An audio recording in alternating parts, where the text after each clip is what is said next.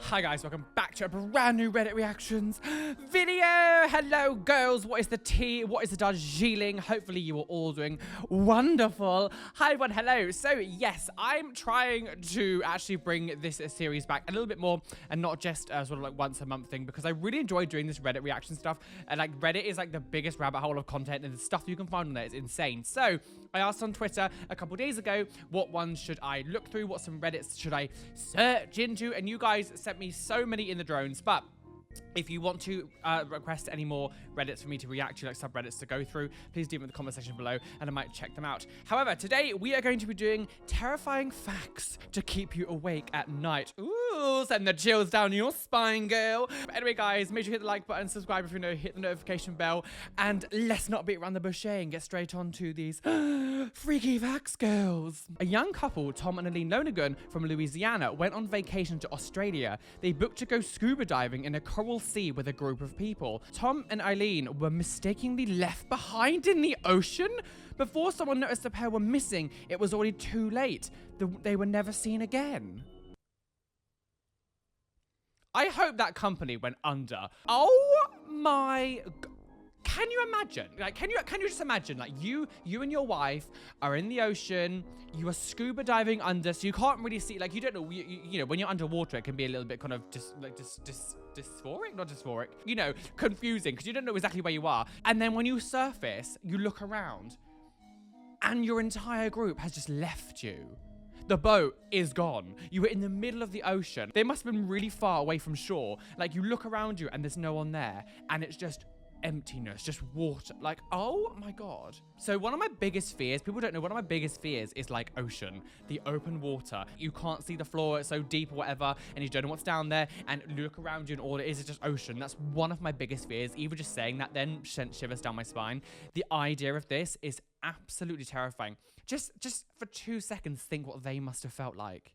And they've never been found. They've never been seen again. Like, what a horrific way to go. Whoever was involved with that team that did that, what the fuck is wrong with, how does that happen? Like, how do you not at least have a register? And you weren't counting heads. Like, I can't believe that would happen. Like, I just find that so unfathomable. Like, how? After a stroke or some sort of brain trauma, some people can develop, now a word here, prosopagnosia. I don't know how you're supposed to say that word. This disorder, also known as facial agnosia. This is when someone loses the ability to recognize faces. Even if it's your own best friend, you will no longer be able to distinguish a face from anything else. Many people suffering from this won't even recognize themselves when looking in a mirror. Now, to me, that's even more terrifying than like even just not recognizing people. Like looking into a mirror and not recognizing who's looking back at you is like, who is this person? Almost like your consciousness has been transported into a different body. That would be so unbelievably, not even like scary, but also lonely and hollow, and make you feel like it would give you like the internal feeling of dread and fear, because like, if you can't even recognize yourself, what on earth? Like, that's horrible. What if when you die, the light at the end of the tunnel is the light to another hospital room? There we are born, and the only reason you come out crying is because you remember everything from your past life, and you are crying at the fact that you died and lost everything. As you grow up, you start to forget the past life and focus on life that you have now, but parts of the memory stay behind. That causes deja vu. Think about that for a second. That is absolutely unacceptable. Don't ever say that to me again. What a horrific idea. What a horrific thing to think about. You cry because you remembered that you've died and this is your new life. I have watched lots and lots of content around past lives and like kids remembering stuff that didn't happen and like knowing how, like, I don't know whether I believe in reincarnation. I don't know if that's something I don't know. I love hearing about stories about it. The idea that kids sometimes say things and it's like they have no knowledge of this specific topic they're talking about, or people or places they used to live or whatever. It's fascinating. It's so fascinating to hear, but like to read that in that way, and like the light you see at the end of the tunnel is the hospital. Oh no, and your consciousness is going into a new. Oh no. That's like the feeling of dread feeling. It's that kind of like, oh my God, like, oh no, unacceptable. Walking ghost syndrome is where you have experienced an unbelievable amount of radioactivity, so all of your cells die, but you are still alive. You will have to watch your skin rot and fall off. Meanwhile, you're still conscious throughout all of it. Shortened down, you will still be conscious, but your body will rot as the cells are dead. That's horrific. Like, I love sort of learning about history and things that happened in history, because it is absolutely terrifying. And this kind of stuff is like, you know, back in like the early 1900s, like sort of 800s as well, 1800s, like the amount of like radioactivity stuff that they would just happily play with, and it would really fuck up their bodies. Like, I don't remember the exact story, but they're called like the radium girls. They were making watches, and they were handing out radioactive stuff that were going into these watches, and they were like starting to like basically die because of the radioactivity, because they were like licking their hands and licking it and stuff. I don't remember the exact story, but it was that concept. And like their cheeks and their chins and stuff were like growing in abscesses, and they were like rotting away while they're completely alive because they did this. This kind of stuff is horrific. So like walking ghost syndrome, like you've experienced with radioactivity and your cells are like rotting inside of you and like dying, but you're all like alive for this whole process until like you're basically on the verge of death, like your heart goes, whatever. Isn't that horrific? Like your whole body is like rotting away and you're like watching it. The Zoroastrian, is that how you say it? Parsi community in India offers its dead to vultures rather than burying or burning them. Obviously, it's their culture, you know, let them do what they want to do. You know, it's a dead body, whatever. I will say, I do have a funny thing when it comes to, like, death is my ultimate biggest fear. It goes death, then the sea. I find it strange. I mean, it's up to people what they do, but, like, when people get buried in coffins and they get buried in the ground rather than cremating them, because of the space that it consumes, we're gonna have to like bury it on top of dead people already. Like, I don't know how, because there's already, you know, the dead already outweigh the living. And it's emphasis why things like the catacombs in France happened. Because where I grew up,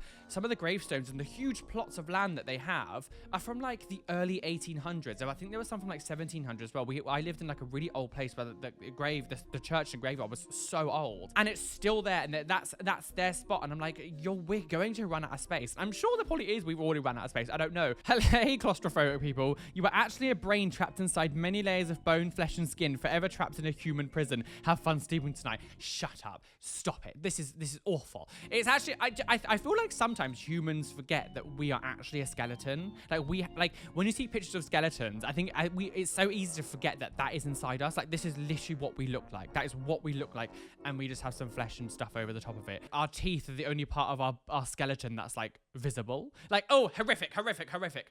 No, awful. There is more chance of finding a dead body under your bed than in your garbage. Oh, shut up. Don't ever say that to me again. Oh, this is disgusting. What? The pacu fish. It's not often you come across a fish with teeth, let alone fish with human-looking teeth. These pacu fish have surprisingly straight teeth considering they don't have a dentist. Imagine snorkeling and coming across this looking at you, the creepy smell. That's horrific. Oh my god. Oh my god. Oh no, it looks like a human face. It looks almost like a human mouth. Oh, I hate it. Oh, sea creatures, no go. No, this kind of plays into the thing I said earlier on in the video about the snorkeling couple, the ocean. No, oh no. You want to feel like it's like a reincarnation of a human or something. Oh no, they were cursed by a witch or something and they turned into a fish. Flounder is quaking. If you live in a city, people are dying all around you and you don't know. From old age to heart attacks and more. You could be in the next building over from someone passing away. Stop it. Absolutely unacceptable. I know that it's true, but it's absolutely unacceptable. I think when you live in small villages and stuff, it's, you know, you know when someone dies. I mean, when in my village, it was a tiny village, and we pretty much knew everyone. So you know when someone would be ill, you know when someone would die. Like, that was so normal. I don't know how many apartments are in this building, even the building that we live in, but there must be like at least 1,000 people in this at least complex somewhere. You really don't know. There are people dying all around. It's true, there are people dying all around you. There are people sick all around you. There are people doing normal things. There's people having sex right now in the building that you're in. There are people over there fighting right now. There's probably some people doing some drugs somewhere. That literally in your immediate vicinity. If a mosquito lands near your eye, don't squish it and just brush it away. One time a man was outside with a mosquito, and when a mosquito landed on his face, he proceeded to smack the insect off his face, which later had him experience eye pain in the right eye at random times, and it would sometimes water up. Turns out that he had mosquito eggs in his right eye after the bug incident. Absolutely unacceptable. The idea of like bugs burrowing under your skin and like living is absolutely disgusting. Oh god, the idea of having like in your eye, like eggs, you should get eggs. The idea that it's in your eye and like... In the 1800s, dentures were made out of real teeth of deceased people. That's disgusting. This is what I mean about history, and it's fascinating, but also terrifying. No, we're not having this. No. Can you imagine having the teeth in your mouth, just dead people's teeth? just dead people's teeth. Just, hello, yes, I've got Bonchi's teeth today. Like, what? No. More than just a nightmare, a few people know it, but Wes Craven got his idea from Nightmare on Elm Street from a real story, published in the LA Times, of a boy who suffered terrible nightmares and actually ended up dying in the middle of one. What the? Oh. As Craven said, he told his parents he was afraid that if he slept, the thing that chasing him would get him. So he tried to stay awake for days at a time. When he finally fell asleep, his parents thought the crisis was over. Then they heard screams in the middle of the night. By the time they got to him, he was dead. He died in the middle of a nightmare. How horrifically crazy and creepy would that be? Like, when we were children, I remember always, it was like a myth that if you died in your dream, you would die in real life, because like if you ever died in your dream, you would then wake up, like you would wake up in the moment of death. So if you died in the dream, you died in real life. That's like even just like as a kid, like hearing that would be terrifying. To then actually be like, he died during a nightmare. I guess obviously whatever he was experiencing in the dream was causing his body so much stress that he gave him a heart attack, or made his heart stop or something. I don't know. It makes you wonder like what he was dreaming. I know he said the person was chasing him, but like what was happening in the dream? Plastic is poisoning is sticking to us all. As it accumulates faster and faster in the oceans as microplastics, when we were going to drink and ingest it, we're unlikely to get much of it out, as there is forever building up and up and more. Yeah, this honestly, I read that really badly, I apologize. Like, we're at the point now where like there's more plastic in the ocean than there is fish. Like, that should terrify you. I had no idea for such a long time that face wash, when it had microbeads in, I thought it was like little bits of like exfoliating like stone. I thought it was little stones or something, or just something that wasn't like horrifically horrific for the planet. I don't even know what I thought it was, but it was actually like plastic. It was little bits of microplastic that was used to exfoliate your skin, which would then go in the drains, then would go into the ocean, and there's microplastic all in the ocean. Even things like tea bags. Tea bags has plastic in it. Tea bags have plastic in it. We breathe in plastic when we just go out for the day. Like, it's in the air. Like, it's insane how much we have fucked up the planet because of plastic. It's so scary. And then all the fucking boomers are like, you've ruined it all, younger. We didn't have any plastic in the ocean. We don't, like, you invented it. You made it. It's just you did it. What I hate about humanity is the fact that we always do things when it's too late. We never see a problem and go, maybe we should fix this before it gets out of hand. We wait until it's so far gone to do anything about it, because corporations just want to make money and they don't care about... If you have children alive now and you don't actively do things to help the planet, you are basically saying, I don't like my children, because you're fucking up their future. Like, I'm so scared for kids born today, because I don't know what the hell their world's going to be in like 30 years time, when we run out of like fresh water, when the oceans are so full of plastic that we can't even survive, when the global warming has become so horrifically horrific that, you know, so many places now can't be habitable anymore, and people are trying to flee to places where they can live, where it's not like burning them alive. That is the ultimate scary thing of them all, like the future of our planet. Everyone wastes stuff, we all do it, but like to actively like be like, I don't give a shit about the planet, I don't care. Like, do you not love your children? Like, do you not love your children? Because they have to live in the world that you are fucking up. In 2015, a young woman began to have headaches. They discovered that she had a brain tumor, and when they removed it, they were shocked to see that it was a lump resembling skin that contained bone, teeth, and hair. But this was not a parasitic twin. The mass was called a teratoma, or a monstrous tumor. When the woman was an embryo, some cell tissue fell off and ended up where it wasn't supposed to be, her brain. It then developed hair and teeth while the rest of her grew as normal. Oh my god, can you... the idea of like having a tumor and then having like teeth and then like skin and hair, like, but it's not like on your side or like it's in your brain. No, absolutely not. As Too Unlimited say, no,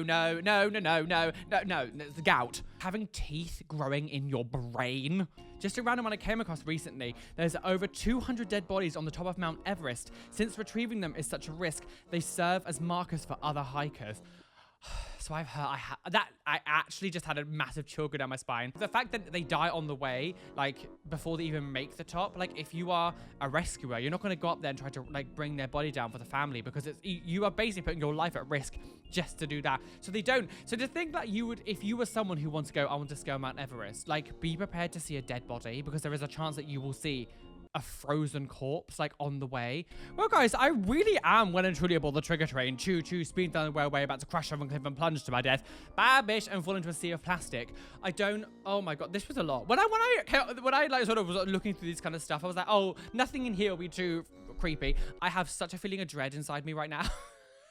Please let me know down below if there are any more subreddits you would love me to look through, and also leave some of your scary facts down below. Would love to read through them, and maybe if there's enough scary facts in the comments that I haven't known, I will maybe put a video and do like a scary facts video with your comments in. Thank you for watching the video. Make sure you hit that subscribe button and hit the like button because it does really help me out, and notification bell so you don't miss any other videos coming up. Hopefully you enjoy this video. Oh my gosh, a massive shout out to my gorgeous patrons whose names you can see flashing across the screen as we speak. But I do want to give an extra special shout out to my top tier Patreons: Alicia Marie, Amanda Lapatton, Alston Filden, Booshshot93, Brenner, Casey, Cassie Hill, Catba Cuban, Carrie Evans, Jill Herman, Christopher John, Robbie, Corin Pemberton, Demetra Settle, James Burgess, Jessica MG, Joynia Price, Caitlin Wright, Kat L, Kelly Bowser, Chloe Louise, Lucy Robbins, Crisp, Megan Holly, Moragani Wolf, Samuel Patterson, Suzmac, and Steph Utech. Oh, I said the wrong way around. Steph Utech, girls. My voice went weird then. It's the wrong way around. Thank you so much for making my channel possible. You guys are incredible. There's a link down below if you'd like to also become a Patreon and join the family Shweadu. I'll see you all very soon for another fabulous video. As always, be proud, amazing, be gay, be everything you want to be, and don't let any bitches tell you that you can't be you. Why is that? Because you are flawless, girls. I'm on the game, on the game, on the game.